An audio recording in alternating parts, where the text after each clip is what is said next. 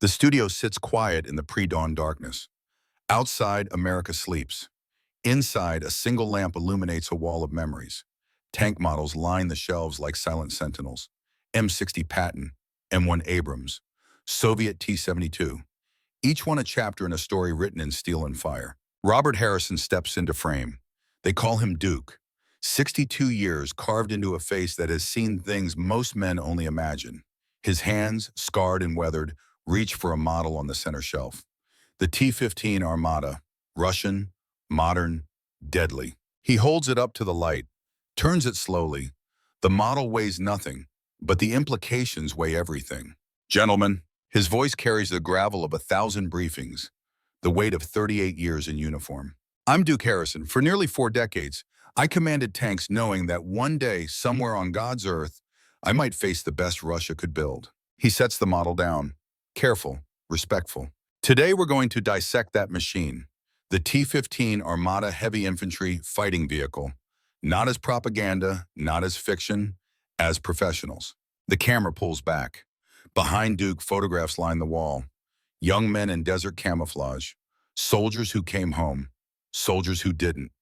A black and white image shows a younger Duke, maybe 25, standing beside an M1 Abrams in Germany. Snow covers the ground. The Cold War still freezes the world. 1987, Fulda Gap, West Germany. Duke's eyes drift to that photograph. For a moment, he's not in this studio. He's back there, 25 years old, scared out of his mind but too proud to show it. I was a young tank commander, fresh-faced, thought I knew everything. The Army stationed us right on the border, East Germany on one side, West Germany on the other. And between them, us, a tripwire. If the Soviets came through that gap, World War III started with us. He picks up a faded intelligence folder, declassified now, ancient history to some, yesterday to him. Every morning we studied Soviet armor, BMP-1s, BMP-2s.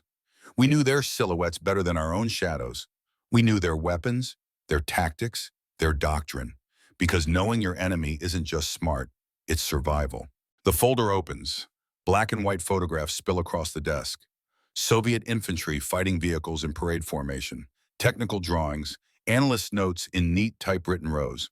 The BMP Boyovaya Machina Pekhodi, infantry fighting vehicle. The Soviets pioneered the concept in 1966. Before that, infantry rode in trucks or armored personnel carriers. Thin-skinned, vulnerable. The BMP changed everything. Give the infantry their own armored vehicle. Put a cannon on it. Anti-tank missiles. Let them fight from inside. Revolutionary. Duke traces a finger across a schematic. The BMP-1, boxy, utilitarian, lethal in its simplicity. But here's what kept me awake at night.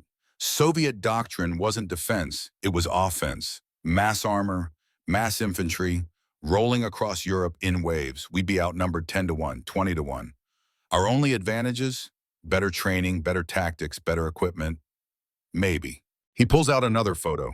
American M2 Bradley infantry fighting vehicles lined up at a motor pool. So we built the Bradley, our answer to their BMP, 25mm cannon, TOW anti-tank missiles, aluminum armor, fast, deadly, good enough to keep us alive, we hoped.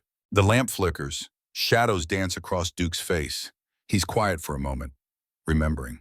I spent 3 years in Germany, 3 years staring across that border, wondering if today would be the day, wondering if I'd ever see home again, wondering if the training, the preparation, the endless drills would be enough when steel met steel.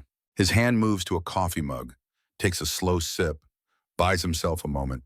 The Cold War ended, wall came down, Soviet Union collapsed. We all thought we'd won, thought the threat was over. We were wrong. Duke reaches for a different folder. This one newer, digital printouts, intelligence assessments from the early 2000s. Russia never forgot. They lost the Cold War, but they remembered the lessons. And one of those lessons was this: light infantry fighting vehicles get your boys killed. He spreads photographs across the desk.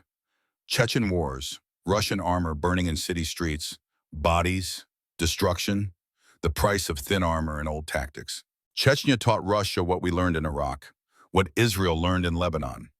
Urban warfare is hell, and if you send your soldiers into hell in a tin can, they don't come home. The camera moves closer. Duke's eyes reflect something harder now. Knowledge earned in fire. So Russia started planning, not for the war they just fought, for the war they expected to fight next. Against NATO, against us. They needed something new, something revolutionary, something that could stand up to our best and still protect their soldiers. He picks up the T-15 model again, studies it like an opponent across a chessboard. Project Object 695. That's what they called it. 1985. Most people don't know this. It was classified until 2020, but I knew. Duke's voice drops. This is the first secret, the first piece of the puzzle. 1988. I was still in Germany, lieutenant by then. They pulled me into a briefing, intelligence, need to know. They showed us satellite photos, design documents. The Soviets weren't just upgrading the BMP, they were designing something completely different. Heavy infantry fighting vehicle, engine in front, crew in back, maximum protection, maximum firepower. He sets the model down. His hand doesn't shake, but it wants to. I saw those briefings. I knew this beast was coming. Took them 30 years, 3 decades of development, collapse of the Soviet Union, economic chaos. But they never gave up. And in 2015, the world saw what I'd been waiting for since I was 25 years old. The screen fills with footage. Moscow, Victory Day Parade, May 9th, 2015. Tanks roll through Red Square, and then something new, something massive. The T-15 Armata. I was at Fort Knox when this footage came through. Retired by then, civilian consultant. But I still had access. I still watched. And when I saw this machine rolling through Moscow, my jaw dropped. The footage plays in slow motion.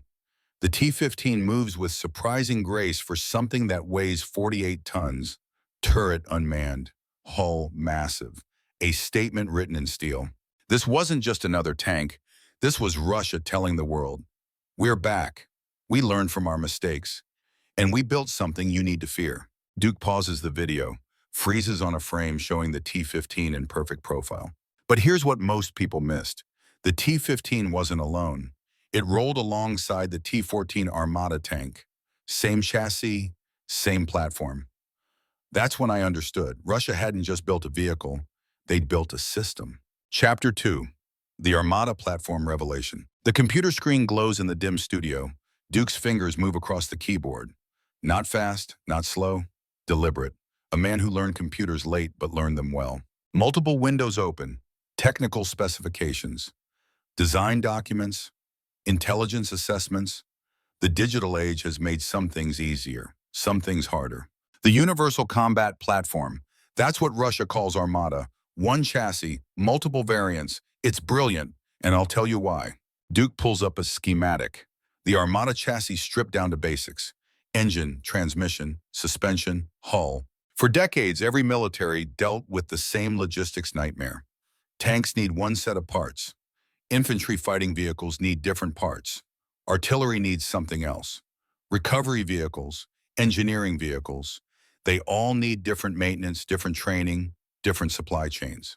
He overlays images, T-14 Armata tank, T-15 Armata infantry fighting vehicle, T-16 Armata recovery vehicle, 2 S-35 Armata self-propelled artillery, all built on the same foundation. Russia solved it, one engine, one transmission, one suspension system, one crew training program. If you can maintain a T-14, you can maintain a T-15. The same mechanic can work on your entire armored division. Duke leans back. His chair creaks. The sound of a man who has sat through too many briefings, too many long nights. We never achieved this, not fully. Our Abrams and Bradley share some components, but they're fundamentally different vehicles, different engines, different maintenance schedules. Russia looked at our system and said, we can do better. And damn it, they did. He closes the schematic, opens another file, technical drawings of the T-15 specifically, front view, side view, top view, every angle revealing new details. Now let's talk about what makes the T-15 different. Engine placement. Duke stands, walks to a whiteboard mounted on the wall, picks up a marker. His hand moves with the practiced ease of a man who has briefed 1,000 soldiers. He draws simple shapes, a rectangle for the hull, a circle for the turret. Traditional infantry fighting vehicle design, engine in back, crew in middle, troops in the compartment behind the crew. It works, it's proven, but it has a fatal flaw. His marker taps the rear of the drawing. Your troops exit from the back, right where the engine is, right where it's hottest, right where it's most vulnerable. RPG hits the rear, your engine dies, and your troops are trapped. He erases the drawing, starts again. This time the circle, the engine, sits at the front. T-15 Armata, engine forward, crew compartment in the middle, troops in the rear. Now look what happens. The marker traces a path from the rear of the vehicle downward. Your troops exit through a rear ramp, away from the engine, away from the main fighting compartment. And here's the crucial part. If someone shoots at your vehicle, what do they hit first? He taps the front of the drawing, the engine. Steel and pistons, not flesh and blood. The engine absorbs the hit, acts like additional armor. Your crew has a chance. Your troops have a chance. And as a tank commander who's been hit 3 times, I'll tell you this. I would take engine-first design any day of the week, because your crew going home matters more than your vehicle going home. Duke caps the marker, sets it down. His hand rests on the whiteboard tray. For a moment, he's somewhere else, remembering hits, remembering fire, remembering the sound metal makes when it fails. 2017 Latvia NATO observation mission. His voice changes, softer now, more personal. I was part of an evaluation team. We were watching Russian exercises across the border. Zapad war games. Russia was flexing, showing off. And there it was, a T-15 Armata. Real, not a parade vehicle, not a prototype, an actual combat vehicle running live drills. Duke returns to his chair. The leather creaks as he sits. I had binoculars, sitting in an observation post maybe 50 meters from the border, and I watched that machine move, fast, agile, deadly, and I thought if I was still commanding, if I was still in a Bradley, how would I kill this thing? His eyes focus on something beyond the camera, beyond the walls, across years and miles to a border most Americans will never see. That question haunted me all the way through retirement because I knew the answer and I didn't like it. The screen shifts. Technical specifications fill the frame. Numbers, statistics, the language of lethality. Let's talk armament. The business end of the T-15. Duke pulls the specifications closer. Reading glasses perched on his nose now, and each catches everyone eventually. The Boomerang BM remote-controlled turret, unmanned. The crew sits inside the hull, controlling everything electronically. No one exposed, no one vulnerable. The turret gets hit, crew survives. He highlights a section, weapon systems. 2A42 30mm autocannon, rate of fire 550 rounds per minute. Effective range against ground targets, 4 kilometers. Against aircraft, 2.5 kilometers. Duke removes his glasses, looks directly at the camera. I spent 15 years behind a 25mm Bushmaster on a Bradley. Good weapon, reliable, but this 30mm, different league. It'll punch through Bradley's side armor at 2 kilometers. It'll shred light vehicles at 4 kilometers. And it carries 500 rounds. That's 50 seconds of sustained fire. 50 seconds of absolute hell for anything in front of it. He moves down the list. His finger stops at the next entry. Kornet EM anti-tank guided missiles. 2 launchers, 2 missiles per launcher. Tandem warhead. Laser beam riding guidance. Maximum range 10 kilometers. By 10. Duke's voice hardens. This is where professional respect meets professional fear. 10 kilometers. That's 6.2 miles. A T-15 can sit on a hilltop and engage targets before they even know it's there. The Bradley's TOW missile has a range of 4 kilometers. Maybe 4.5 with the newer variants. The T-15 can kill you from twice that distance. You can't shoot back. You can't hide. You can only die. He closes the file, sits back. The weight of these numbers settles over the room like fog. The Kornet is what we call a tank killer. It's designed to defeat reactive armor. It's designed to defeat composite armor. It's designed to punch through anything NATO puts on the battlefield. First warhead detonates the reactive armor. Second warhead penetrates the main armor. 2.5 seconds from launch to impact at maximum range. You don't have time to think. You barely have time to pray. Duke reaches for his coffee. It's cold now. He drinks it anyway. Coaxial PKT 7.62mm machine gun, mounted alongside the main cannon, synchronized fire, for suppressing infantry, for engaging light vehicles, for making sure anything that gets close dies quickly. The technical specifications fade. Parade footage returns. The T-15 rolling past, reviewing stands, Russian officers saluting, a show of strength. But weapons are only a part of the equation. Let me tell you about what keeps you alive. Chapter 3, The Armor and Protection Revolution. Duke stands at the whiteboard again. This time he's prepared. Multiple markers, different colors, red for threats, blue for defenses, green for outcomes. Armor, the oldest military technology. Bronze shields, iron breastplates, steel tanks. The principle never changes. Put something between you and death. But the execution, that evolves. He draws a simple outline of the T-15 side profile, then begins adding layers.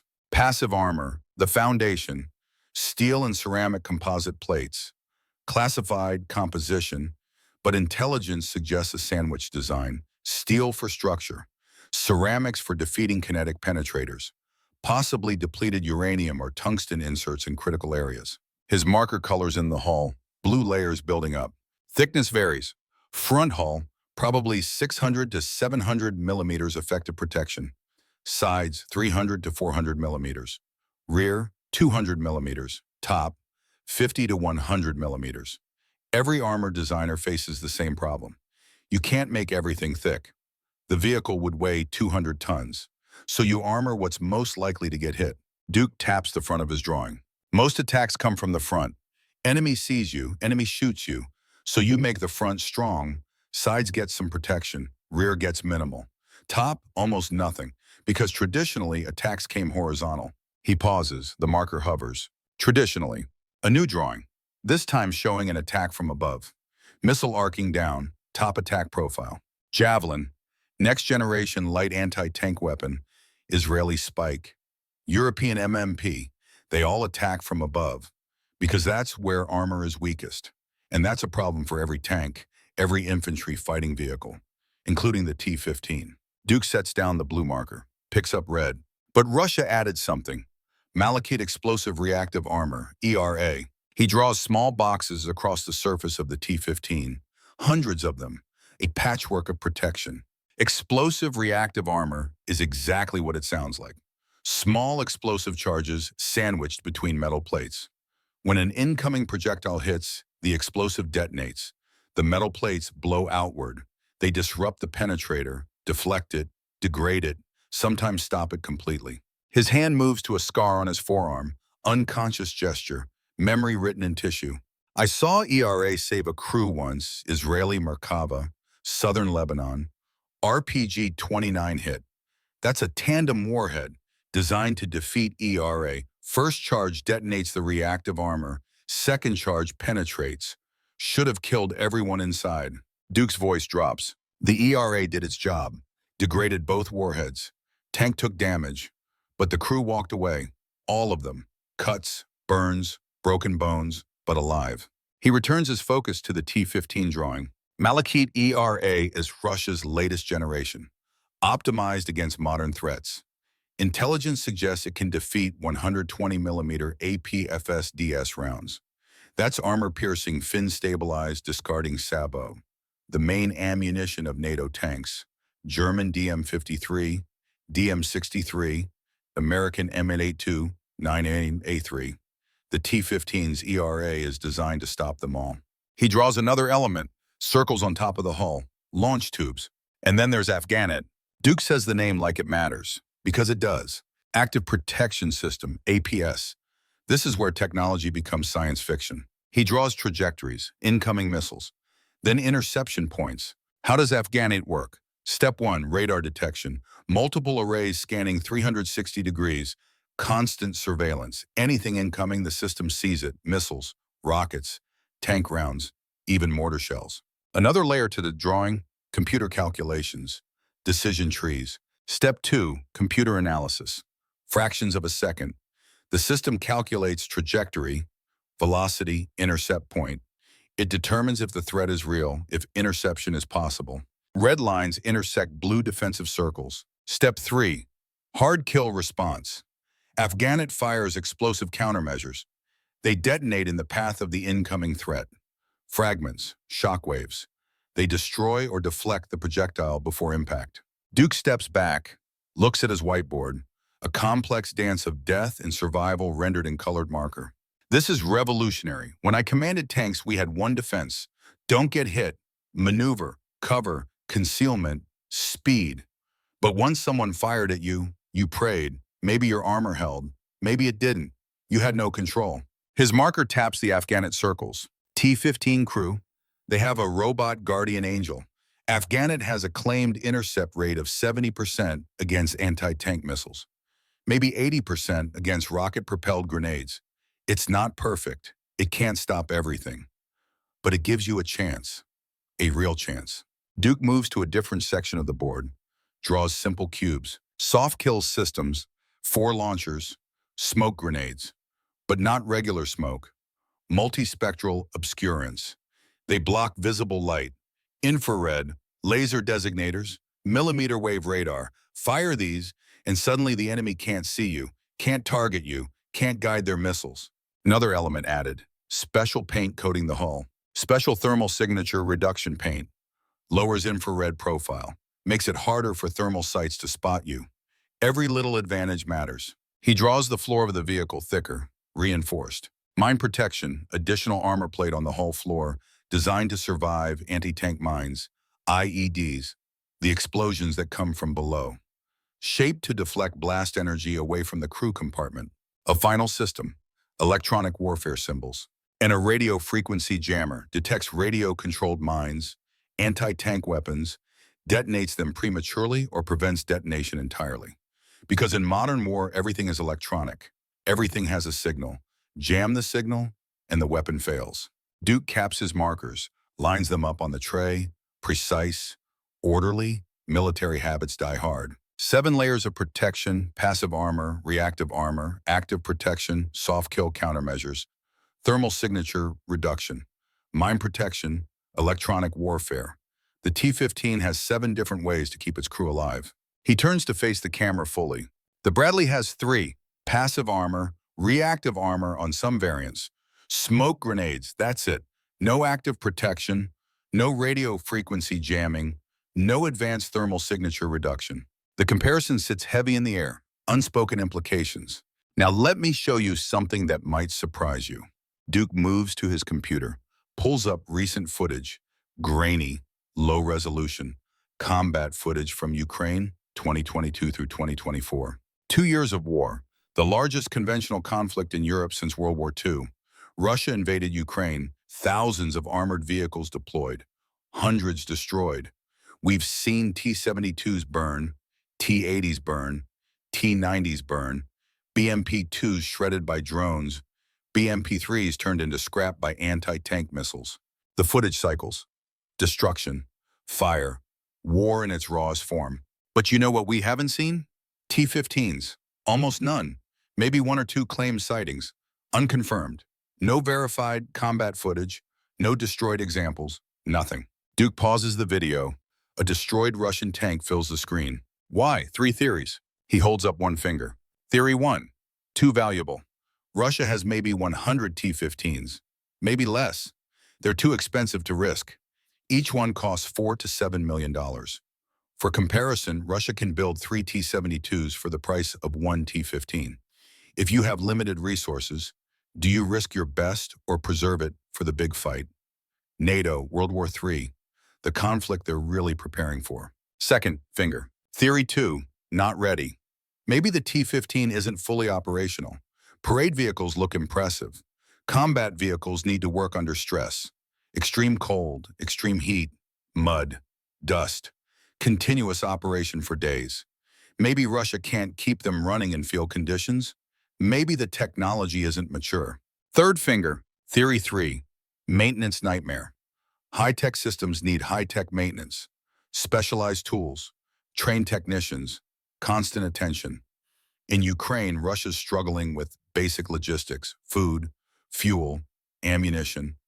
Add complex vehicles that break down constantly, recipe for disaster. Duke lowers his hand. I spent months analyzing this, talking to intelligence contacts, watching every piece of footage, reading every report.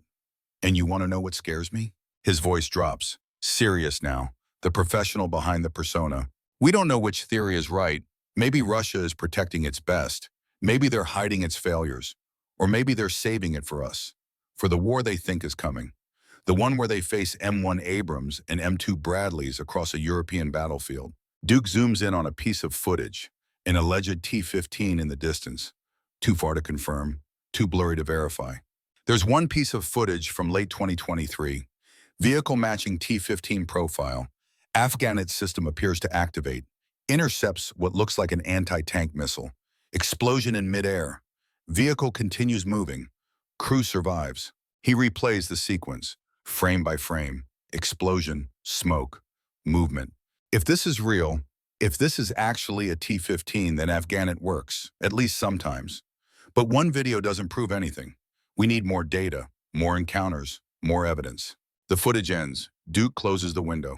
What we do know from Ukraine is this. Russian armor is vulnerable. Top attack weapons work. Javelin, NLAW, Stugna P. They're killing Russian tanks and infantry fighting vehicles at extraordinary rates. T-72s with ERA. T-90s with better armor. Doesn't matter. Top armor is weak. Crew survives drops to almost zero. He pulls up technical diagrams again. The T-15's top armor, 50 to 100 millimeters. T-15's advantage, engine-forward design protects crew from frontal hits. Afghanit might intercept some top attack weapons, but nothing certain, and in war, uncertainty kills. Duke stands, walks to his wall of models, picks up a destroyed tank model, realistic damage, fire scoring, a memorial to lessons learned in blood. Russia built the T-15 learning from their mistakes. Chechnya taught them light armor kills. Afghanistan taught them mines are everywhere. Syria taught them urban warfare is hell. Ukraine is teaching them that drones change everything and that no amount of armor is enough if you can't maintain it, can't support it, can't use it correctly. He sets the model down gently. Respect for the dead, even enemy dead. So what's my assessment of T-15 protection? On paper, 9 out of 10. Best armored infantry fighting vehicle in the world. Multiple redundant systems. Crew survivability prioritized. Revolutionary design. Duke turns back to the camera. In reality, 6 out of 10. Unproven in combat, possibly unreliable, definitely expensive, limited production, and most importantly, unused. The best weapon in the world doesn't matter if it sits in a depot while your soldiers die in obsolete equipment. The studio grows quiet, just Duke and the camera and the weight of professional judgment. But here's what keeps me up at night, gentlemen. What if Russia is holding back on purpose? What if every T-15 they have is being saved, prepared, maintained for one specific scenario? A NATO conflict, where they face our best, where quality matters more than quantity, where 48-ton monsters with 7 layers of protection could make the difference between Russian defeat and NATO casualties we can't sustain. He picks up the T-15 model one more time, studies it in the lamplight. I trained 40 years to fight Soviet armor, then Russian armor. I studied every variant, every upgrade, every tactical doctrine, and I can tell you this with absolute certainty. The T-15 Armata is the most dangerous infantry fighting vehicle Russia has ever produced. Duke sets the model back on its shelf, next to the others, part of the collection, part of the history. It's also possibly the most overrated, or possibly the most underestimated, and that uncertainty, that's what makes it dangerous. Because in war, the weapon you don't understand is the weapon that kills you. He walks toward the camera, closer, until his face fills the frame. Every line, every scar, every year visible. Next time we go deeper, mobility, logistics, the ugly truth about what it takes to keep a 48-ton beast running, the math that Russia might not be able to solve, and the question that matters most, can they actually field this weapon? Or is it just the most expensive parade float in history? Duke reaches forward. The screen goes black. Part 1 complete, Part 2 coming. Stay sharp, gentlemen. Stay sharp. Chapter 4, Firepower and Depth. The morning sun breaks through the studio windows. Duke Harrison stands in a different location now. Not the quiet intimacy of his analysis room, but a firing range. Open ski, the smell of gun oil and burnt powder in the air. Behind him, an M2 Bradley infantry fighting vehicle sits silent on the tarmac. 70 tons of American engineering. His old office, his old home. Duke's hand rests on the Bradley's hull. The metal is cold, textured, real. Let's talk about killing power. His voice carries differently out here. Less confined, more direct. The voice of a man who has given fire commands under stress. Because at the end of the day, that's what these machines do. They kill.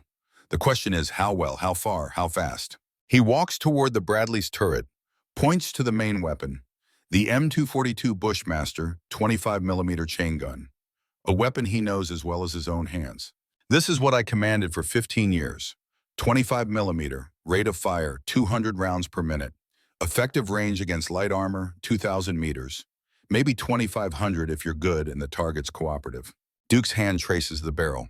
Familiar gesture, muscle memory from 10,000 training exercises. It's a good weapon, reliable. You can run it through mud, dust, snow. It keeps firing.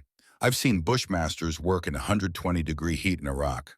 Seen them work in -40 cold in Alaska. They don't quit. He turns, faces the camera square.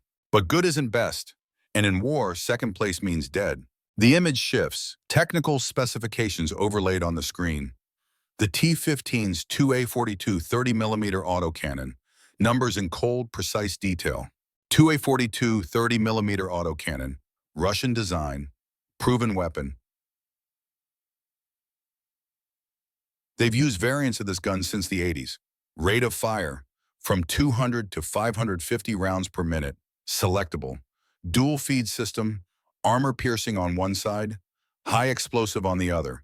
Commander chooses based on target. Duke's eyes narrow. Professional assessment mode. Effective range against light armor, 4,000 meters. Against light vehicles, up to 6,000 meters with high explosive rounds. Against aircraft, 2,500 meters. He lets those numbers sit, lets them sink in. 4,000 meters. That's 2.5 miles. I can engage you from 2.5 miles away. You can't shoot back. Your Bradley's Bushmaster maxes out at 1,500 meters effective range against similar targets. By the time you're in range to hurt me, I've already put 300 rounds through your vehicle. Duke walks back to the Bradley, slaps the side armor. The metal rings hollow. Aluminum armor, good against small arms, good against shell fragments, adequate against 25mm rounds from the front. From the sides, he shakes his head. 30mm armor piercing will punch through Bradley side armor like tissue paper.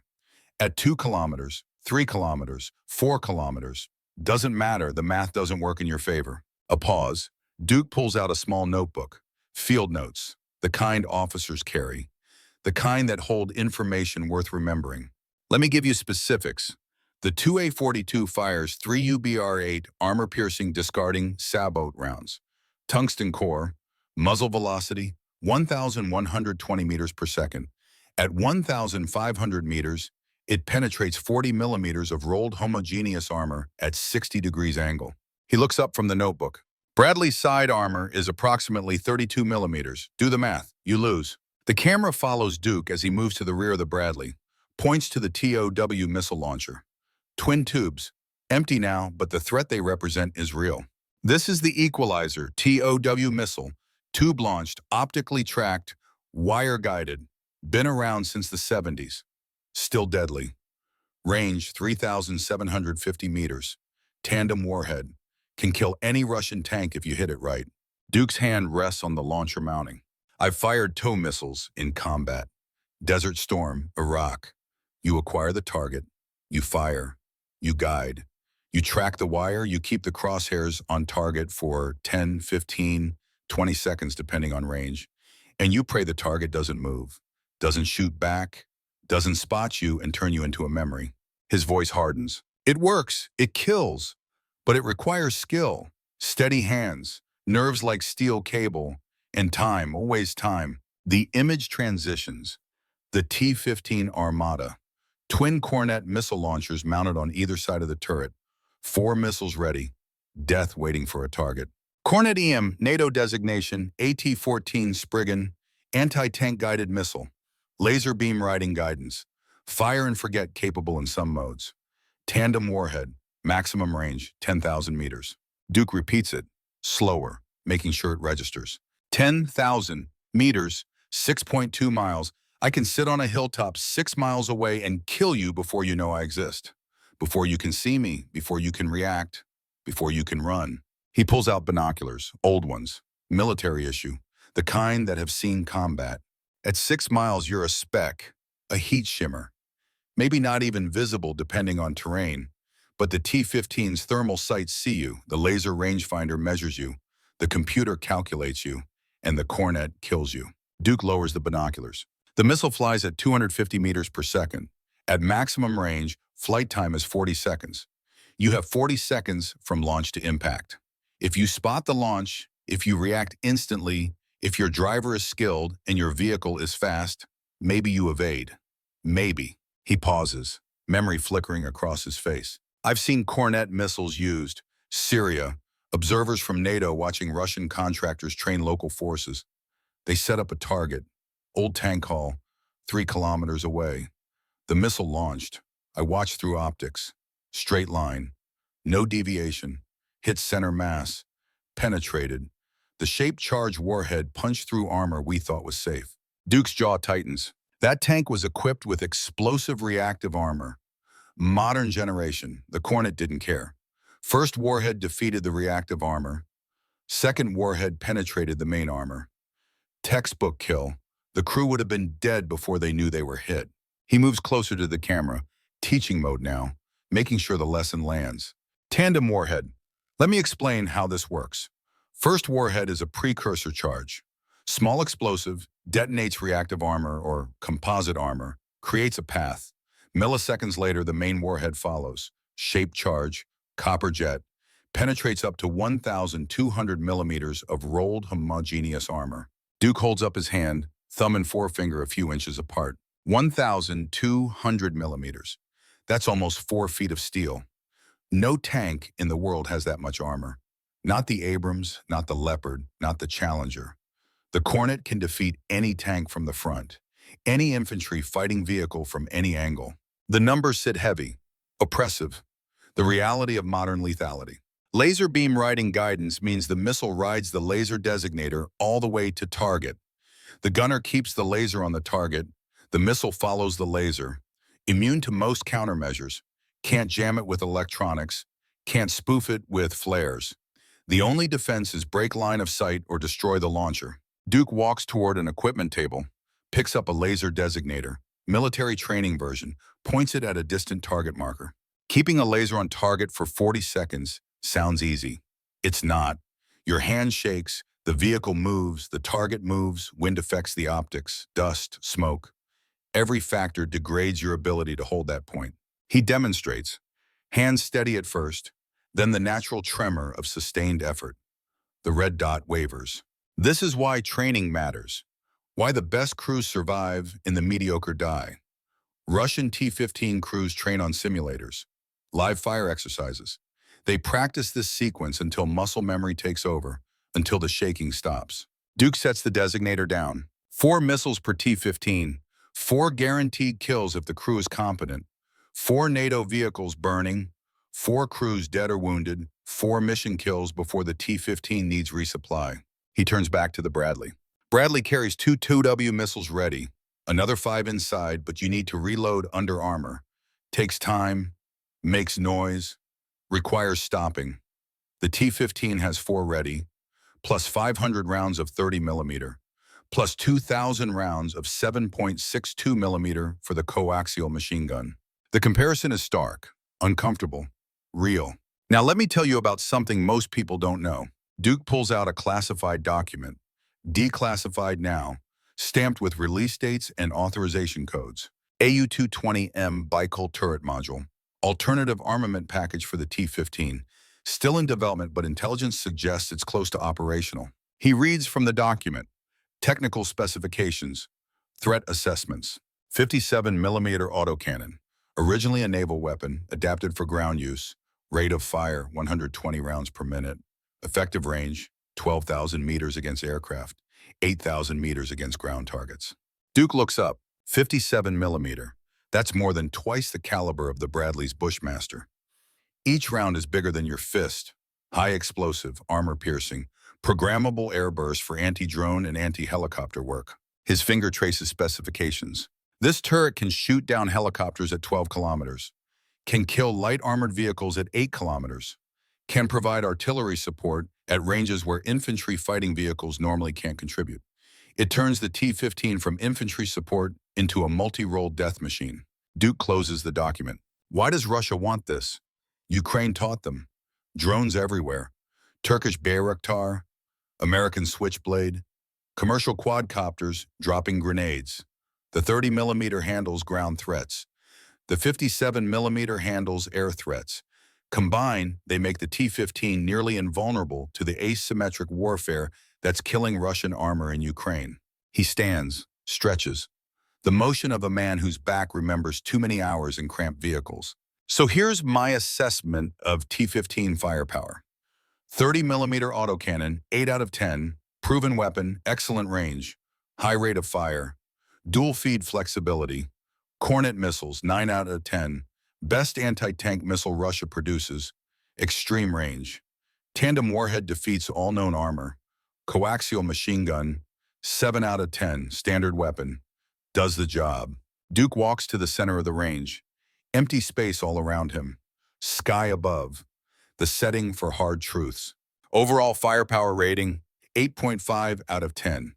The T-15 can kill anything NATO fields from ranges where NATO vehicles can't effectively fight back. That's not propaganda. That's math. That's physics. That's the reality we'd face. He lets the silence stretch, lets the implications settle. But here's the question I asked myself back in 2017. The question that haunted me. If I'm in a Bradley and I face a T-15, what do I do? Duke's eyes focus on something distant. Memory or simulation, or both. First, don't fight fair. Fair fights are for sports. War is about winning. Ambush, close range, urban terrain, anything that negates the T-15's range advantage. Second, top attack. The T-15's roof armor is weak. Javelin missiles, NLAW, Swedish Bill 2, anything that comes from above. Third, combined arms, infantry with anti-tank weapons, artillery, air support. One Bradley against one T-15, I lose.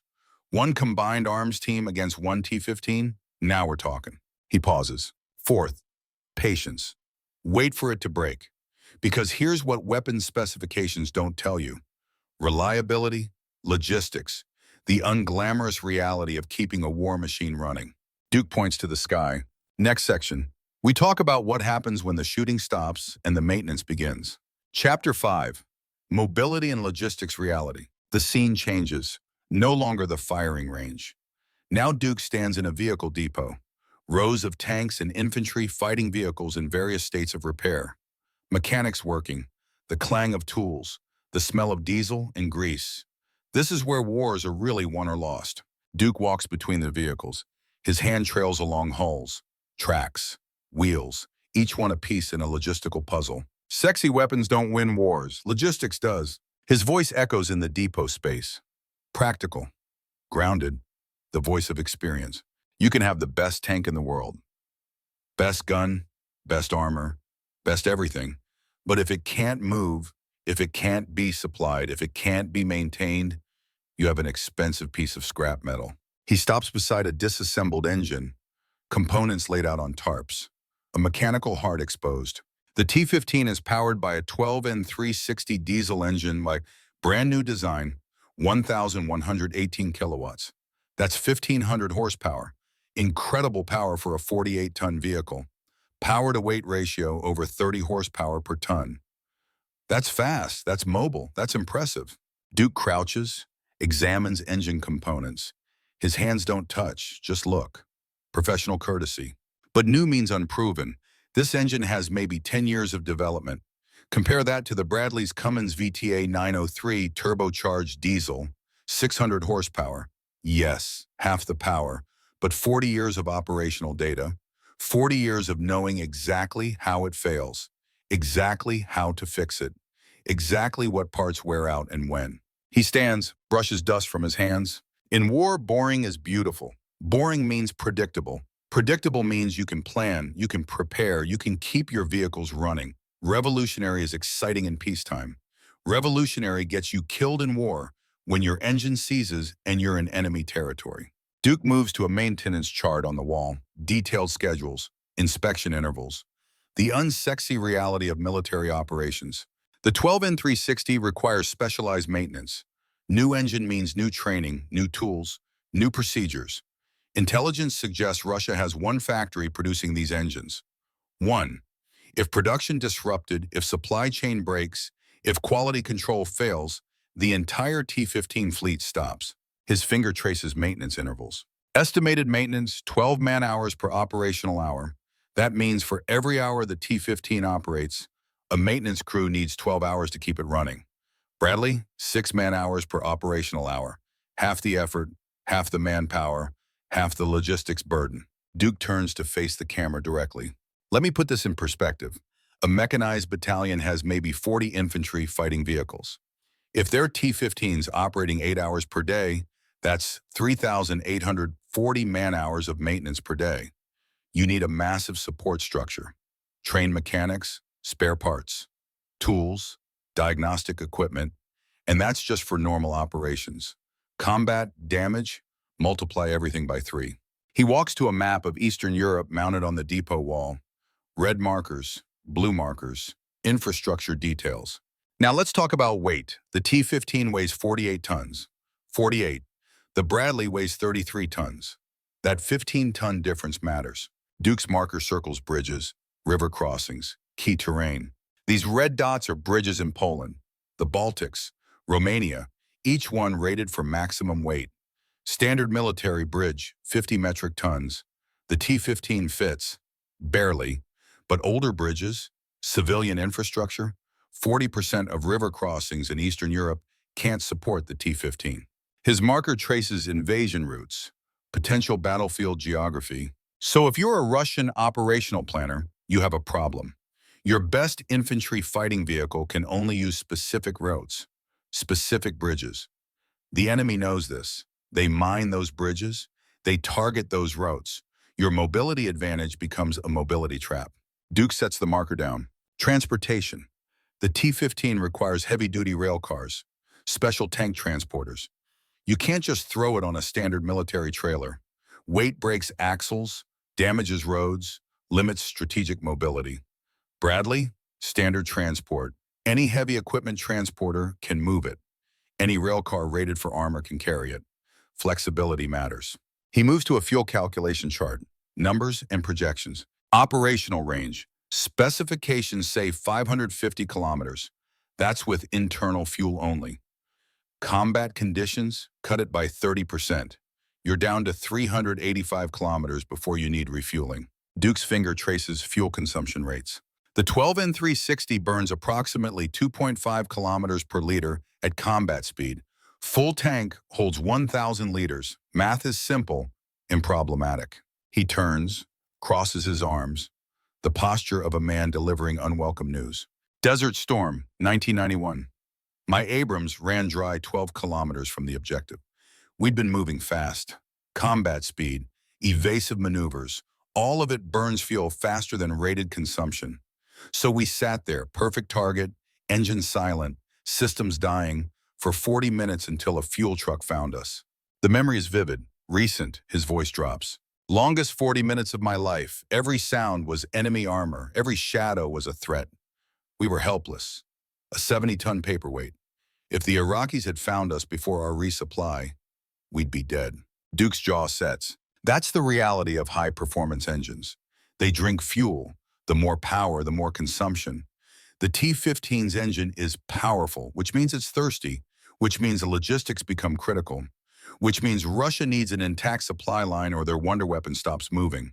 He walks to a suspension system display. Hydropneumatic components, complex machinery. The T-15 uses an advanced hydropneumatic suspension. It can adjust ride height, raise the vehicle 10 centimeters in seconds, lower it for reduced profile, cross obstacles, traverse rough terrain. It's sophisticated. Duke's hand gestures to the hydraulic lines, pumps, accumulators. Sophisticated means complex. Complex means failure points. One hydraulic line ruptures, one pump fails, one seal leaks, and your suspension degrades. Maybe fails completely. Now your 48-ton vehicle is riding on bump stops. Every pothole is an impact. Every rough road damages components. Mobility reduces to a crawl. He picks up a hydraulic fitting. Small, innocent-looking, critical. This costs maybe $5.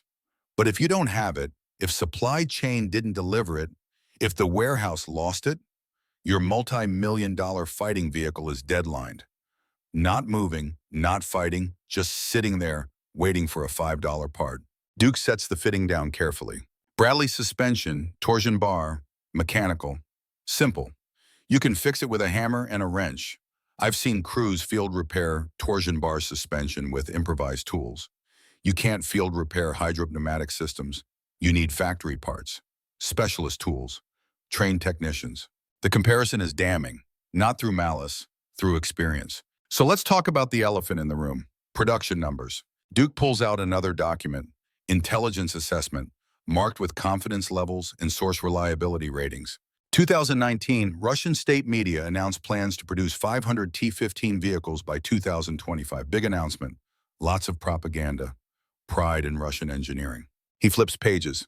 2020, independent analysts estimate actual production, 30 vehicles. 2021, 20 vehicles. 2022, 15 vehicles. 2023, maybe 20 more. 2024, 10 at most. Duke looks up. Total estimated production by end of 2024, 95 to 120 units. Not 500, 100, 20% of the goal. Why? He holds up fingers, counting off reasons. Cost overruns. Original estimate, $2.5 million per vehicle. Actual cost, $4 to $7 million depending on configuration. 3 times budget. Sanctions limiting Western component imports. Computer systems, optics, precision manufacturing equipment, all harder to obtain. Engine production bottleneck. One factory, limited capacity, can't scale up fast enough. Economic reality. Russia's economy struggling. War in Ukraine draining resources. Maintaining existing equipment takes priority over producing new. Duke's voice is clinical, analytical, no gloating, just facts. The T-15 might be the best infantry fighting vehicle on paper. But if you can only field 100 units, it doesn't matter. Russia has 15,000 active armored vehicles. 100 T-15s is 0.6%. 0.6, that's a rounding error. That's a museum collection. That's not an operational force. He walks to a window, looks out at the depot yard, more vehicles, more maintenance, the endless cycle. Compared to Bradley, the United States produced 6,800 Bradleys between 1981 and 1995. Current active inventory, approximately 4,000 vehicles. We can produce more. We have the factories, the supply chain, the trained workforce. If we need 500 new Bradleys next year, we can make that happen. Duke turns back. Russia needs 500 T-15s. Can they make that happen? Evidence suggests no. Not with current sanctions. Not with current economic conditions. Not with current production capacity. His hand rests on a damaged track assembly. Combat damage. Repaired. Scarred, but functional. This is the dirty secret of modern armor. It's not about specifications. It's about numbers. It's about keeping what you have running. It's about replacing losses. Stalin said quantity has a quality all its own. He was right. 100 perfect vehicles lose to 1,000 good enough vehicles. Every time. Duke moves back to the center of the depot, surrounded by the tools and parts and reality of military logistics. So here's my assessment of T-15 mobility and logistics. Engine power, 9 out of 10. Incredible performance. Suspension, 8 out of 10. Advanced capability, operational range, 6 out of 10. Adequate but not exceptional. Maintenance burden, 4 out of 10. Too complex, too specialized. Production capability, 3 out of 10. Far below requirements. Strategic mobility, 5 out of 10. Weight limits options. He pauses, lets the scores register. Overall logistics rating, 5 out of 10. And in military operations, logistics is everything. 5 out of 10 means you can't sustain operations, can't replace losses, can't maintain readiness. The T-15 is a sprinter in a marathon race. Duke's expression hardens, professional judgment. Which brings us to the real test. The only test that matters. Combat, Actual war, Ukraine. Let's see what 2 years of high-intensity conflict taught us about Russian armor, about doctrine, about reality versus propaganda. Chapter 6, the Ukraine War Audit. The studio again, but different now. Duke stands in front of a large map of Ukraine. Red markers show Russian positions. Blue markers show Ukrainian positions. Gray markers show destroyed equipment. Too many gray markers. 2 years, 730 days of war, the largest conventional conflict in Europe since World War II. Duke's hand sweeps across the map, encompassing the scale, the devastation. When Russia invaded Ukraine in February 2022, analysts predicted quick victory. Russian armor would overwhelm Ukrainian defenses. Air superiority would be achieved in days. Kiev would fall in a week. He taps a marker near Kiev. Didn't happen. The convoy stalled, logistics failed, Ukrainian resistance held, and Russian armor burned. Duke pulls up footage on a screen beside the map. Combat footage, drone footage, the raw documentation of modern war. We've documented over 3,000 Russian infantry fighting vehicles destroyed or captured, BMP-1s, BMP-2s, BMP-3s, BMD-4Ms, every variant, every generation, turned into scrap metal by Javelin missiles, NLAW, Stugna P, Turkish Bayraktar drones, commercial quadcopters dropping grenades. The footage cycles, destruction in high definition, vehicles burning, crews evacuating, some making it, some not. Notice what you don't see, T-15 Armatas. Duke freezes the footage, points to various destroyed vehicles, none are T-15s. 2 years, thousands of destroyed vehicles, hundreds of thousands of hours of combat footage, social media documentation of every engagement, open source intelligence tracking every loss. And the T-15, almost completely absent. He brings up a database, lists of confirmed equipment losses, categories, types, numbers. Ukrainian sources claim maybe 3 T-15 sightings, unconfirmed. Russian sources show parade footage, demonstration footage, nothing suggesting operational deployment.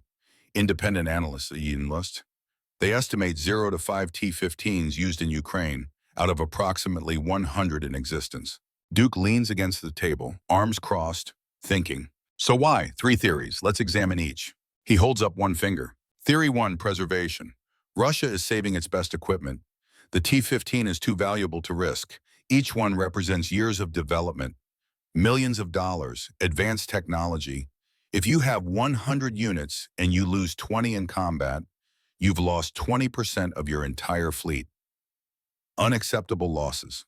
Duke's voice takes on the tone of a strategic planner, someone who has made these calculations. So you hold them back, use them as reserve, as deterrent, as threatened being. The enemy knows you have them, knows they're dangerous, plans against them, allocates resources to counter them. Even though you never deploy them, they affect enemy decision-making. That's strategic value without risk. Second finger. Theory 2, operational unreadiness.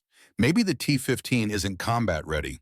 Maybe those parade vehicles are showpieces, impressive, but not functional for sustained operations. Maybe Russia can't keep them running in field conditions. He pulls up more footage. Russian armor broken down, abandoned, logistical failures. Look at these images. T-72s abandoned for lack of fuel. T-90s deadlined for lack of parts. BMP-3s with mechanical failures after days of operation. If Russia can't maintain simpler, proven vehicles, how can they maintain the T-15? New engine, complex systems, specialized maintenance. Maybe they tried. Maybe the vehicles failed. Maybe they pulled them back before the failures became public. Third finger. Theory 3, strategic hoarding. Russia isn't fighting Ukraine, not really. They're preparing to fight NATO. The T-15 is designed for high-intensity conventional war against peer adversaries. American Abrams, British Challenger, German Leopard, not Ukrainian T-64s and T-72s. Not urban warfare against infantry with anti-tank missiles. Duke's hand drops. So they save the T-15s, keep them in reserve, train crews, maintain readiness, because the war they're really worried about hasn't started yet, and when it does, they want their best equipment fresh, not worn out in Ukraine. He turns back to the map. I spent months analyzing this, talking to contacts, reading intelligence assessments, and here's my conclusion. All 3 theories are partially correct. Duke points to different locations on the map. Russia is preserving some T-15s. They genuinely believe they might need them against NATO. But they're also struggling with operational readiness. The vehicles they do have probably can't be sustained in combat conditions. And they're learning from Ukraine that high-tech vehicles aren't invincible, maybe aren't even optimal for this kind of warfare. He brings up new footage, a blurry video allegedly showing a T-15, hard to confirm. Late 2023, this footage appeared. Donbass region, vehicle matching T-15 profile. Watch this section. The footage plays. A missile launches, heads toward the vehicle, then an explosion in midair. The missile destroyed before impact. The vehicle continues moving. This could be Afghanit active protection system. Could be. The video quality is poor. The angle is bad.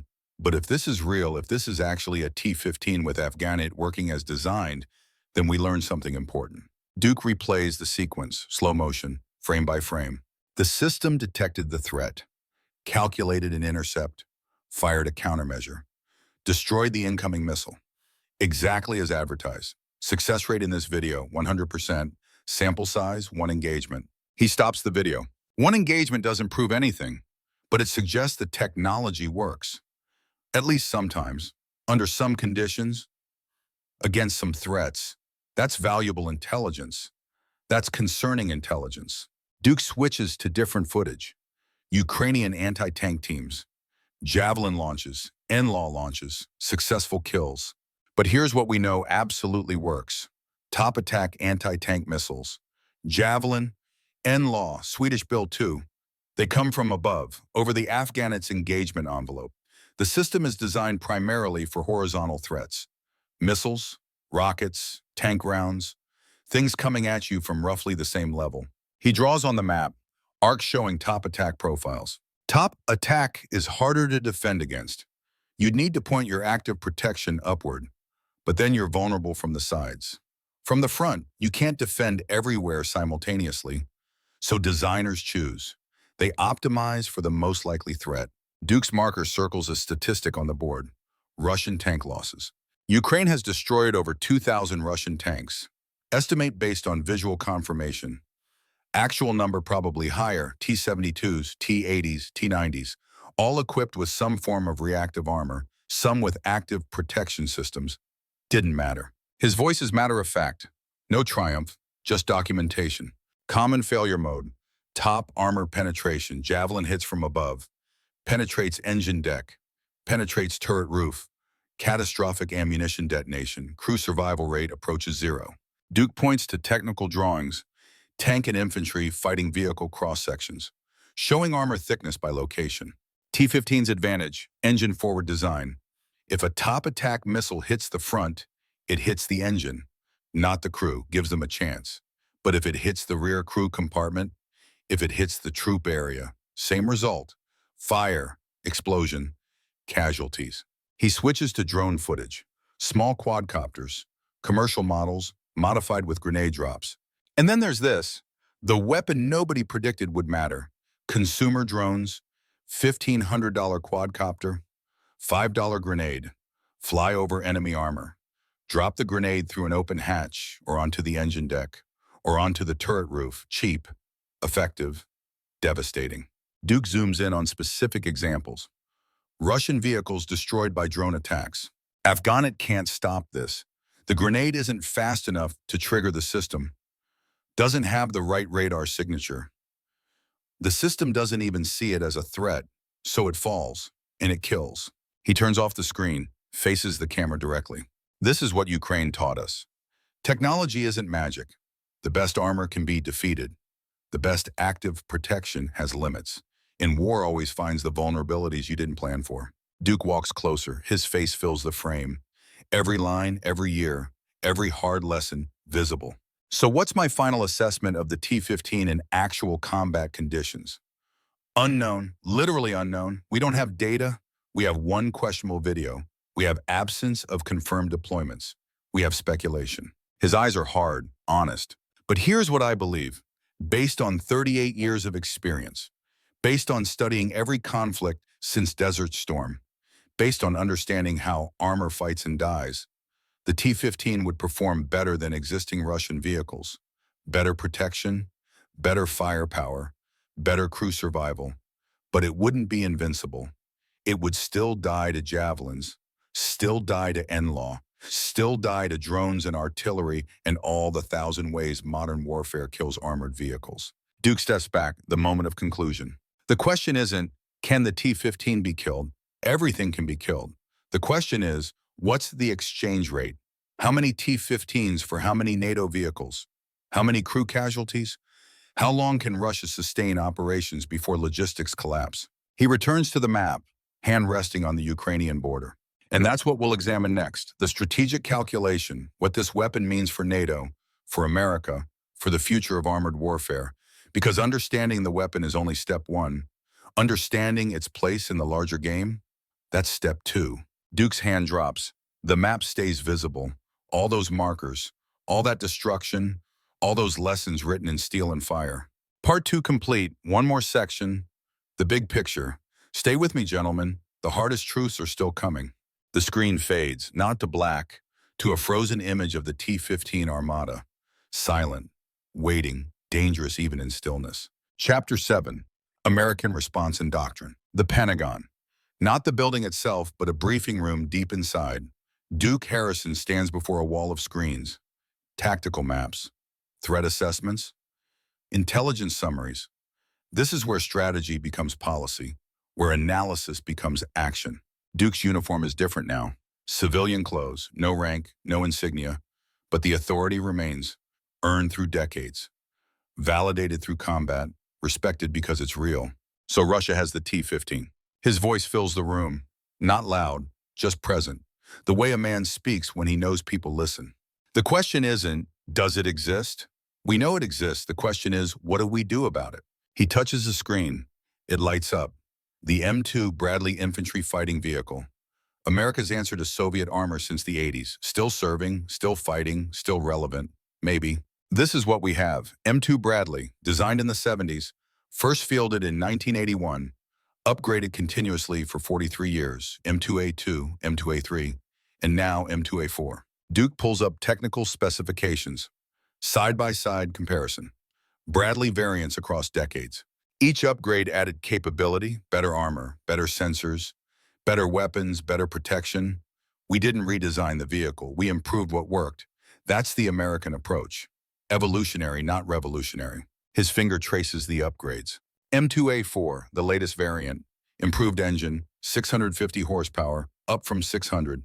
Better fuel efficiency, extended range, upgraded armor package, modular. Can be configured for different threat environments. Duke zooms in on a specific system. Trophy Active Protection System. Israeli design, proven in combat, Gaza, Syria, Lebanon. It works. Detects incoming threats, fires interceptors. Success rate approximately 90% against anti-tank missiles and rockets. He pauses. Professional assessment. Trophy isn't as sophisticated as Afghanit. Simpler design, fewer sensors. But simpler means more reliable. Proven means predictable. We know its capabilities, we know its limitations. We can train crews effectively. The screen shifts, cost comparisons, budget allocations, the math of military procurement. M2A4 upgrade cost, approximately $4.3 million per vehicle. Similar to T-15 estimated cost. But here's the difference, we're not building new vehicles. We're upgrading existing inventory. We have the industrial base, the supply chain, the trained workforce. We can upgrade 500 Bradleys per year if we fund it. Duke's hand rests on the podium, steadying gesture, grounding gesture. Russia can build maybe 30 new T-15s per year with current capacity. Maybe. We can upgrade 500 Bradleys. That's the math that matters. Not specifications, not theoretical performance, actual capability we can field. He brings up another program. Different vehicle, future system. Optionally manned fighting vehicle, OMFV, the Bradley replacement program. Target deployment 2030, maybe 2032. Competition ongoing. Multiple contractors, different designs, all incorporating lessons from Ukraine, from Syria, from everywhere armor has fought in the last decade. Duke cycles through contractor proposals, sleek designs, advanced concepts. the future of American armor. Key requirements: improve protection, equivalent to a tank, increase firepower, 50mm cannon minimum, modular mission systems. And here's the critical part: proven reliability. The Army isn't chasing revolutionary anymore. They want evolutionary. They want something that works. His eyes focus beyond the screen, on implications, on futures. Why? Because Ukraine taught us. Reliability beats capability when logistics fail. Maintainability beats sophistication when supply lines stretch. Numbers beat quality when attrition climbs. Duke switches displays, tactical doctrine, combined arms warfare, the American way of fighting. But hardware is only half the equation. Let's talk doctrine, how we fight, how we win. He pulls up a battle map. Hypothetical scenario: NATO versus Russian forces. The scenario every planner dreads and prepares for. Russian doctrine: mass, concentrate armor, concentrate artillery, overwhelm enemy positions through sheer weight of firepower, break through, exploit. Classic Soviet deep operations theory updated for modern weapons. Red arrows sweep across the map. Armored thrusts, artillery preparation, the hammer blow approach. The T-15 fits this doctrine perfectly. Heavy armor protects against enemy fire during the assault. Cornet missiles suppress enemy armor at long range. Troops dismount into objectives already softened by supporting fires. It's designed for this specific type of warfare. Duke's marker traces blue defensive positions. American doctrine: different. We don't mass armor against armor. We use combined arms, infantry with anti-tank weapons. Artillery fires on enemy concentrations. Air power interdicts enemy logistics. Electronic warfare disrupts enemy command and control. And our armor? It maneuvers, finds flanks, exploits weakness. We don't fight fair, we fight smart. The map shows complex movements. Blue units dispersing, concentrating, striking, withdrawing, fluid warfare. Bradley in this doctrine is a battle taxi, gets infantry to the fight, provides fire support, but the infantry does the killing. Javelin teams, tow teams, engineers with mines, all working together. The Bradley isn't meant to duel with T-15s. It's meant to support the combined arms team that kills T-15s. Duke zooms to a specific engagement area, urban terrain. And terrain matters. The T-15 is optimized for open terrain. European plains, flat approaches, long sight lines. Put it in a city, mountains, dense forest. The advantages shrink. The weight becomes a liability. The complexity becomes a vulnerability. His hand sweeps across the urban area. I've fought in cities, Fallujah, Baghdad, Mogadishu before that. Armor in cities is constrained. Limited fields of fire, restricted maneuver, vulnerable from above. From basements, from every window, the T-15's range advantage means nothing when engagement distances are 50 meters. Duke steps back, takes in the full tactical picture. So what's our response to the T-15? It's not a weapon, it's a system. Air superiority, long-range precision fires, electronic warfare, distributed operations, and yes, upgraded Bradleys with proven active protection. But the Bradley isn't fighting alone. It never was designed to. He switches to historical footage. Desert Storm, coalition armor sweeping across Iraqi positions. 1991, we faced Iraqi T-72s. On paper, comparable to our M1A1 Abrams in some respects. Better in some areas, gun, armor, in a one-on-one duel, maybe even odds. The footage shows overwhelming American victory. Iraqi armor burning, coalition advancing. We destroyed over 2,000 Iraqi tanks, lost 18 Abrams, not 1,800, 18. Why? Not because our tanks were better, because our system was better. Air superiority meant Iraqi armor moved only at night. Precision strikes meant their logistics collapsed. Electronic warfare meant their command and control failed. When our armor engaged, and the battle was already won. Duke faces the camera directly. This is the lesson, the core truth. The T-15 is dangerous. Respect it, but don't fear it, because we're not fighting T-15s. We're fighting the system that deploys them. And that system has problems money and engineering can't solve. He pulls up logistics data, Russian military supply chain, weak points highlighted, single source production, limited maintenance infrastructure. sanctions restricting component supply, economic constraints limiting procurement, and combat losses in Ukraine depleting trained crews faster than they can be replaced. Duke's marker circles each weakness. The T-15 might be the best infantry fighting vehicle in the world. But what good is the best if you can only field 100? If you can't maintain them? If your logistics can't support them? If your doctrine hasn't adapted to use them effectively? He sets the marker down. Final assessment. Our response is the same response that's worked for 80 years. We don't build the single best weapon. We build good enough weapons in numbers that matter. We integrate them into a system that works. And we train our people to use that system better than anyone else. Duke's hand rests on an American flag beside the podium. Small gesture, meaningful gesture. The T-15 is Russia's answer to NATO. Our answer? The whole of American military power. Air, land, sea, cyber, space, all domains, all capabilities, working together. That's how we respond. That's how we win. Chapter 8, the geopolitical chessboard. The scene shifts. Duke's home office, personal space, walls lined with books, military history, strategy, theory, a lifetime of study. A map of the world dominates one wall. Pins, markers, the global situation rendered in miniature. Duke stands before the map. His finger traces borders, flashpoints, areas where American interests meet Russian ambitions. This isn't just about one vehicle. His voice is quieter here, more reflective, the tone of a man thinking through complexity. The T-15 is a symptom, a data point, part of a larger pattern. Russia rebuilding military capability, reasserting influence, testing boundaries. The vehicle itself, that's tactics. Understanding why they built it, that's strategy.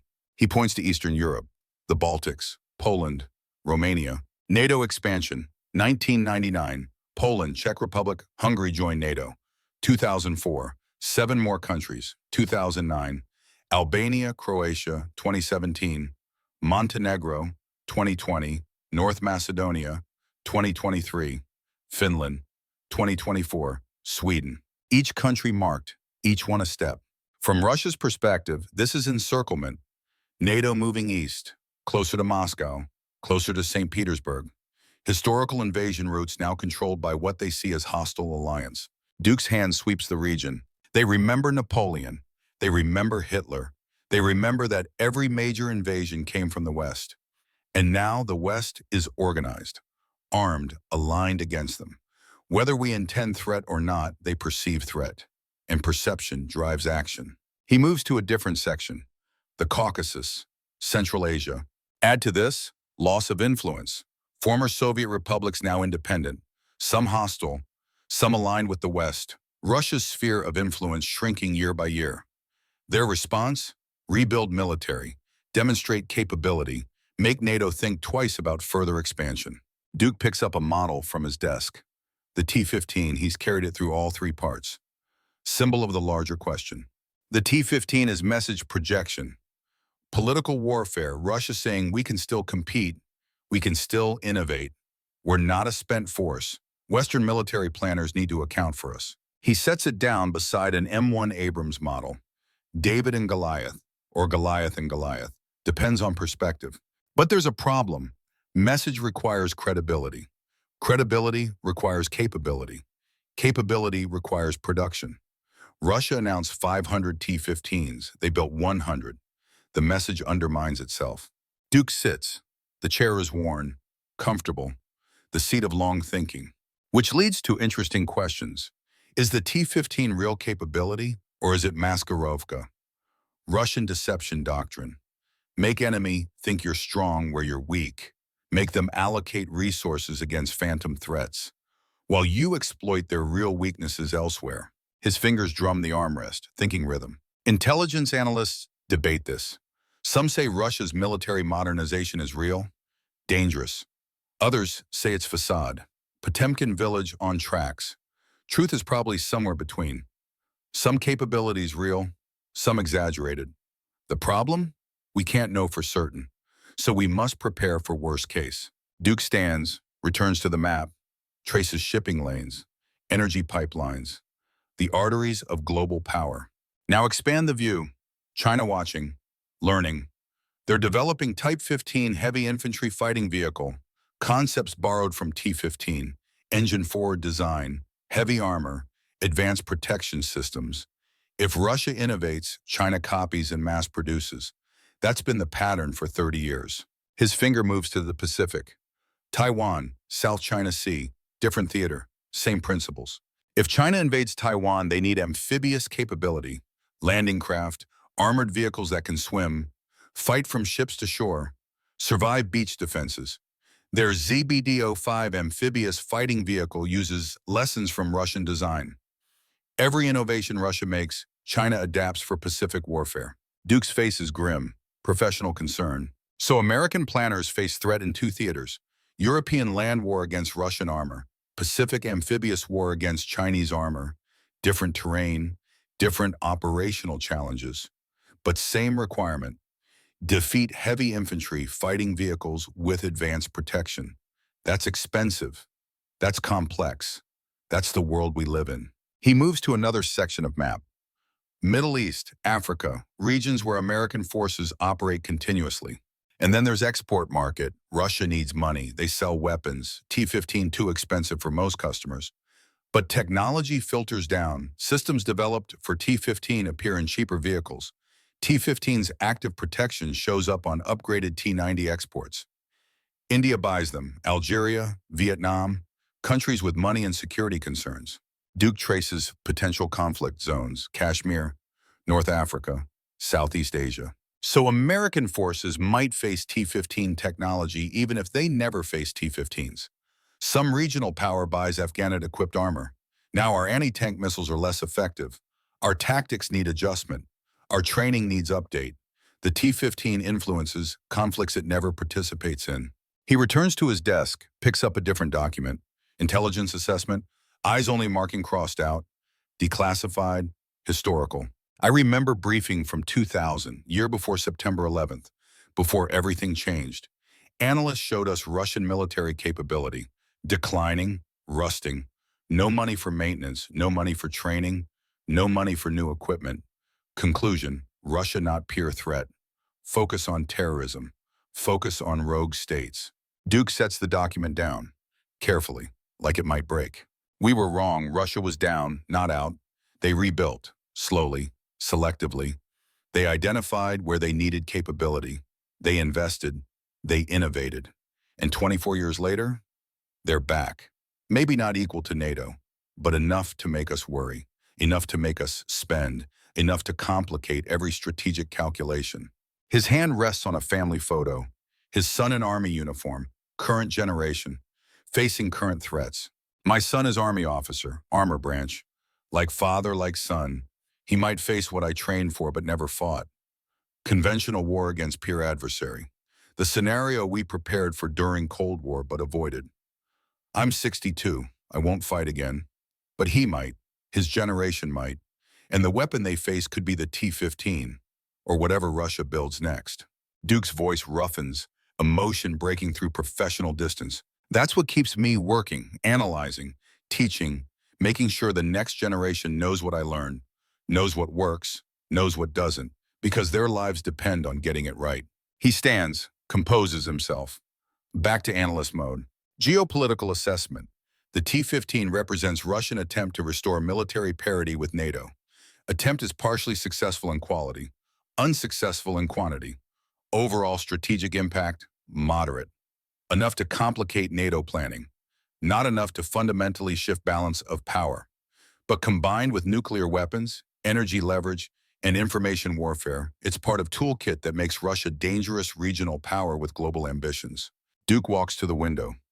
Outside, America goes about its day, unaware, protected by people who stay aware. Final geopolitical truth: we can't ignore Russia, can't dismiss their capabilities, can't assume we'll always have advantage. The T-15 is a reminder: competitor forces innovate, adapt, improve. Our response must be continuous, vigilant, ready. He turns back to camera. Transition coming, the final section. Which brings us to end. My verdict: 38 years of experience distilled into assessment. What is the T-15? What does it mean? What should we do? Chapter 9. Veterans' final verdict. Back to the studio. Full circle, where this began. Duke sits in his chair, the wall of tank models behind him, the T-15 in center position, highlighted, examined, understood. The lighting is different now. Sunset through the window, golden hour, end of day, end of analysis. Duke holds a notebook, field notes accumulated over 2 hours, 2 parts, dozens of pages. Now he synthesizes.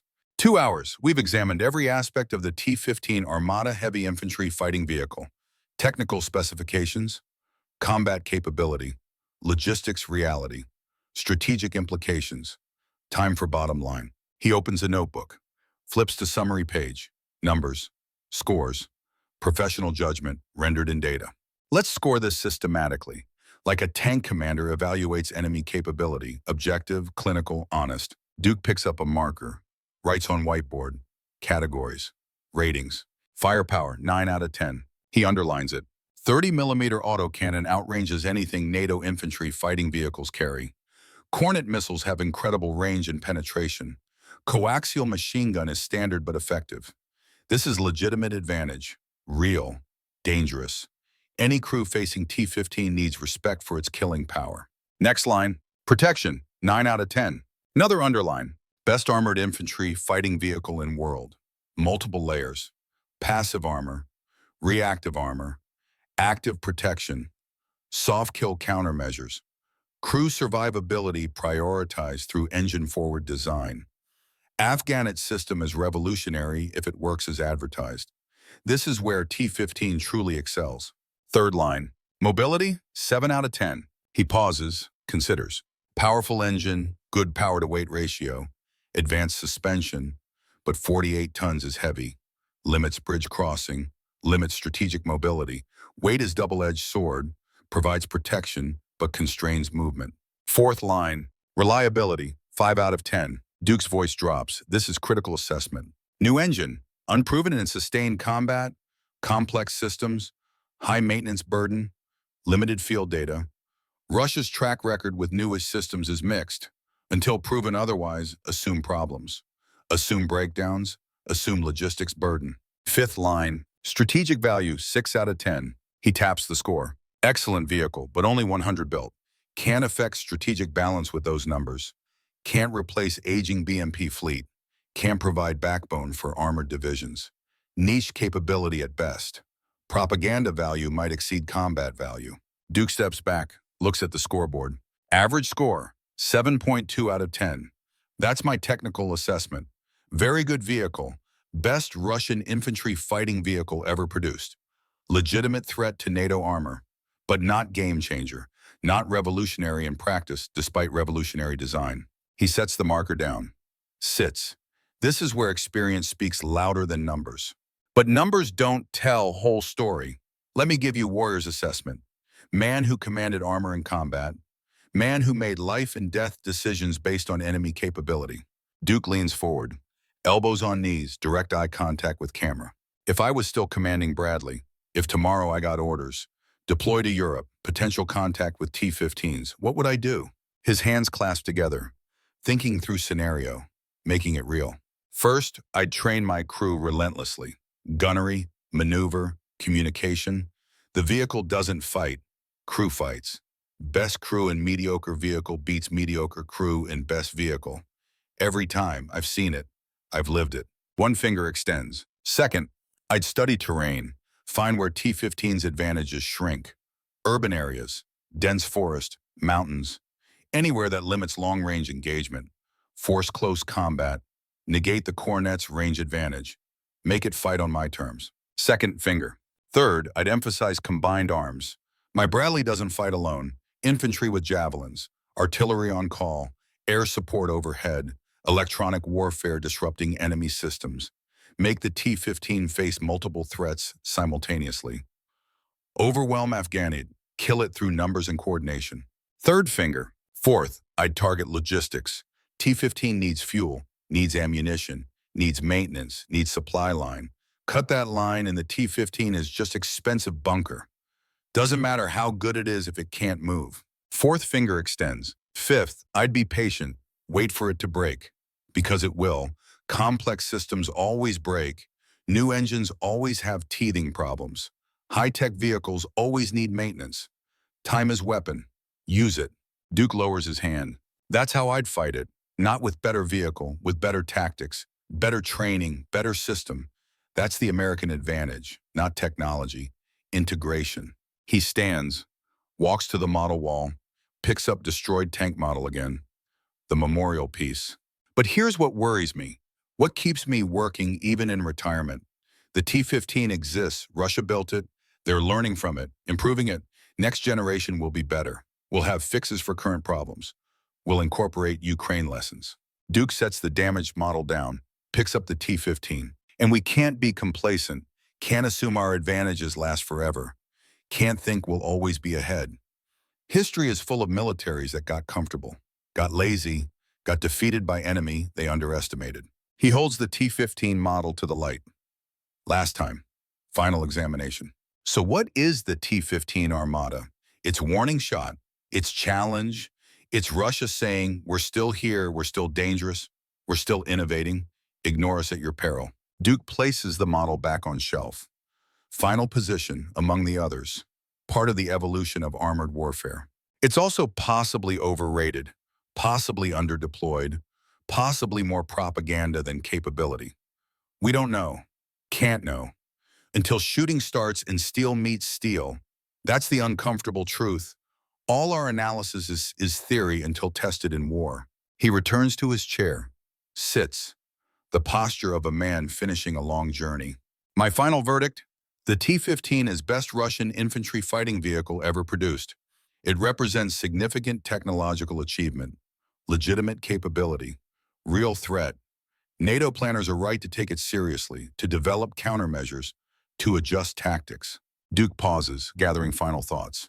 But it's also symptomatic of Russian military's broader problems. Can't produce enough. Can't maintain what they produce. Can't integrate effectively into doctrine that still relies on mass and firepower over maneuver and precision. The T-15 is modern vehicle serving in Soviet-era military structure. That's contradiction. That's weakness.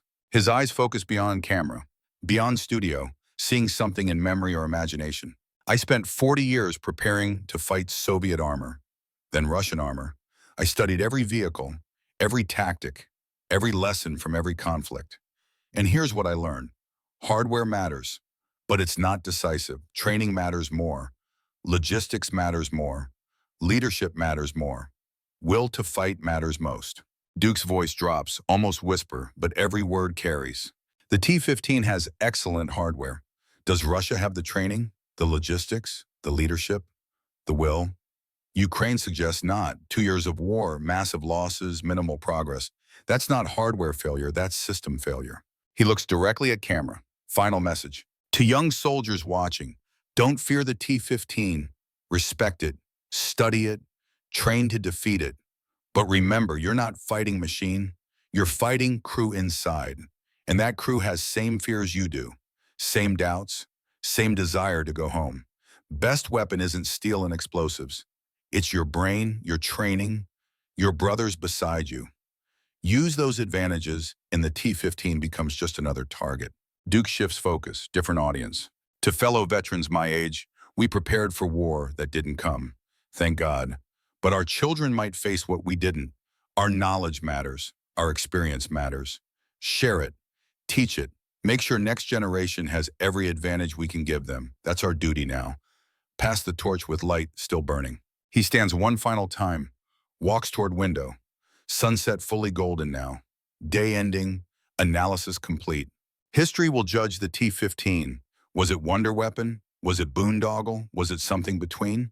Too early to know. Ask again in 20 years. After dust settles, after shooting stops, after survivors write their memoirs. Duke turns back, silhouette against the light. But I'll tell you what I think, right now, with all available information. The T-15 Armata is symptom of Russia trying to restore glory that's gone, trying to recapture capability they once had, trying to prove they still matter on world stage. His voice strengthens. Final assessment. They built impressive machine, credit where due. But impressive machine doesn't win wars. Systems win wars. People win wars. Logistics and training and will and national capacity. Russia's system is flawed. Their logistics are inadequate. Their training is inconsistent. And their will? Ukraine tests it every day. Duke walks back to his desk, places hand on the notebook. All the research, all the analysis, all the work. The T-15 is second best heavy infantry fighting vehicle in world. You know what's first? The one that shows up, the one that keeps running, the one that fights when needed and maintains readiness when not. Quantity has quality all its own. Stalin said it. He was right. He picks up the T-15 model one last time, studies it. Professional respect, professional caution, professional judgment. Russia built Ferrari when they needed Ford F-150. Beautiful, fast, impressive, but can't produce enough, can't maintain it, can't make it do what needs doing. War needs trucks, not sports cars. They forgot that. We shouldn't. Duke sets the model down. Final placement. The analysis is complete. Thank you for your time.